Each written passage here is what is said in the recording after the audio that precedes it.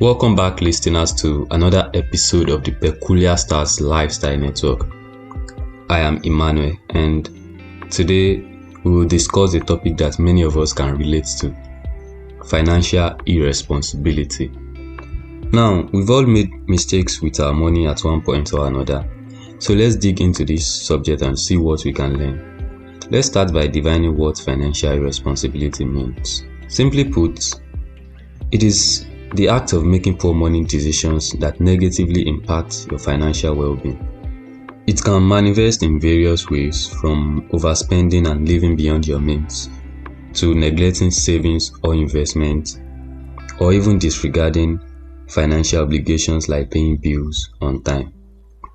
Have you ever found yourself in a situation where you had to beg for money or take out loans due to financial irresponsibility? How did you overcome it? Share with us in the comment section. When you are financially irresponsible, you tend to constantly beg for things because you are living beyond your means. It is important for us to understand and be considerate of this situation. It is also important to recognize that many people are going through difficulties silently. When you start begging, you inconvenience other people. For some people, even before the middle of the month, they've already exhausted everything they have. So they start to seek for assistance from people, they start to beg from people, and they inconvenience those people.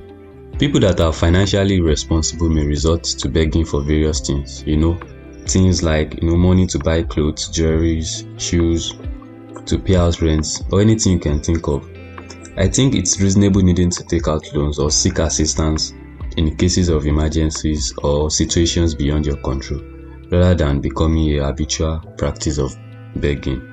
So it is essential to live within your means and adjust your lifestyle according to your financial capabilities.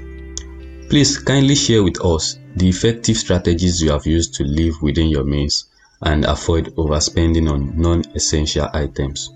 We'll be waiting for your comments in the comment section. I believe that many things in life are not emergencies and can be planned for in advance. Instead of spending all our resources and resorting to loans or begging for money when the time comes to fulfill what we have to do, we should prioritize saving towards those goals. For example, we have approximately 9 months to save up for, the birth of a child, and unless unexpected circumstances arise when we need to seek for assistance, we typically have a month or even a year to renew our rent. I understand that paying rent is a significant financial responsibility, and it can sometimes feel overwhelming, especially when money is tight, like the economy right now. It is important to remember that emergencies are typically unexpected and urgent situations that requires immediate attention. And rent, on the other hand, is a recurring expense that we know we have to deal with every month or every year. So it's part of our regular financial obligations, just like other bills. I believe that if we need to purchase maybe clothes, shoes, jewelry, or any other items, we generally have a sufficient amount of time to save up for them. We need to relax whenever we want to take some decisions and be sure we aren't doing the wrong thing. If a financial decision is going to put you in trouble, it's good to avoid it. So, how do you prioritize your financial goals and save up for them in advance, rather than resorting to loans or seeking assistance? Share your insights with us in the comment section. It is important for us to break the circle of putting ourselves in financial trouble by taking loans that we cannot repay or constantly relying on others for money. So I believe that by practicing disciplined savings and planning ahead, we can avoid unnecessary financial stress and maintain greater control over our lives. Now, I want to make it clear that we are all human, and it is perfectly normal to slip up from time to time.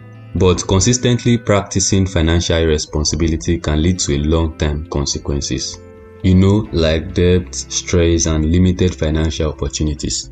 Talking about debt, you will not want to go and take loans from all these online loan platforms, all these illegal platforms that when you're unable to pay back their money in 7 days, they begin to send messages to different people on your contact list and, destroying your reputation. So now let's look at it. Why do people engage in these behaviors? Personally, I feel like one major factor is lack of financial literacy. Many people grow up without learning the basics of managing money, and as a result, they make uninformed decisions. A lot of people don't know how to spend money. Immediately they see money, the next thing is what to buy. So this is why it is very important and it is very crucial to educate ourselves and seek out resources that can help us build a strong financial foundation. Another reason for financial irresponsibility is the temptation of immediate satisfaction. In our society, we are encouraged to buy things right away and pay later. Some people call it easy buy nowadays, and it is easy to get caught up in impulsive spending, accumulating debt, and not thinking about the future consequences. It's good to look nice, smell good, and sometimes treat yourself to new things like fancy wigs, watches, phone.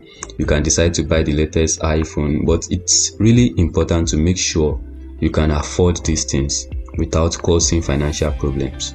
I believe you all know that it's not a good situation when spending too much on luxuries mean you can't afford basic things you need. If you're a parent, for example, it is especially important to put your family's need before unnecessary expenses. For example, if you have to pay for your child's school fees, it wouldn't be smart to spend the money to buy clothes for a friend's wedding, because you can still go to the wedding without buying new clothes. It's important to figure out what's most important and prioritize those things over less important stuff. What are the common misconceptions about financial responsibility, and how can we debunk them to promote better money management? Please share with us in the comment section. So what can we do to overcome financial irresponsibility and develop a healthier relationship with money? Well, personally, the first step I think is self-awareness. Take a good hard look at your financial habits and identify areas where you could improve. Are you overspending on non-essential items? Are you neglecting to save for the future? Understanding your weakness is key to making positive changes. For some people, they know themselves very well. They know that they can't keep money. So it's either they keep it with someone they trust very well, or lock it in a restricted app and they can, get access to it when they need it. So the point is, know what works for you and do it your way. If other people in your circle are spending on unnecessary things, you don't necessarily need to join them. They might have a backup plan and you might not have. So it's going to affect only you at the long run. So you need to understand yourself very well and don't live anybody's life. The next thing is that it is crucial to create a budget. It helps you track your income, expenses, and savings goals. By setting limits and prioritizing your spending, you can avoid falling into the trap of overspending and ensure that you are living within your means. Another crucial thing to consider is creating an emergency fund. Life is unpredictable, and having a backup fund can prevent you from going into debt when unexpected events occurs. So regardless of what you earn, you always need to save money as a backup plan that you can fall on when unexpected happens. And lastly, don't be afraid to seek professional help if you need it. Financial advisors can provide guidance tailored to your specific situation. They can help you to create a personalized financial plan, provide insights on investment strategies, and offer valuable advice on how to improve your financial well-being.